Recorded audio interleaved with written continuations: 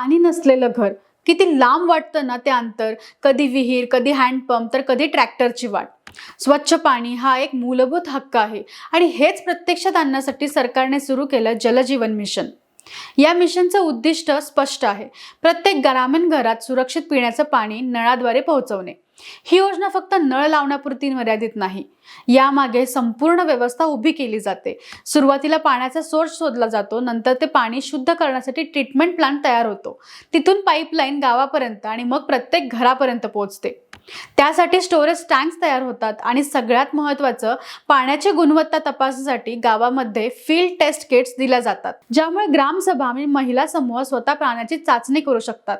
या योजनेत community participation मोठी भूमिका बजावते, कारण पाणी देणं ही जबाबदारी आहे, पण पाणी जपणं ही संस्कृती आहे. जलजीवन मिशन म्हणजे फक्त नळ जोडणी नाही, तो सन्मान, स्वच्छता आणि आरोग्याचा हक्क घरापर्यंत पोहोचवण्याचा प्रयत्न आहे. कारण स्वच्छ पाणी सुविधा नाही, गरज आहे.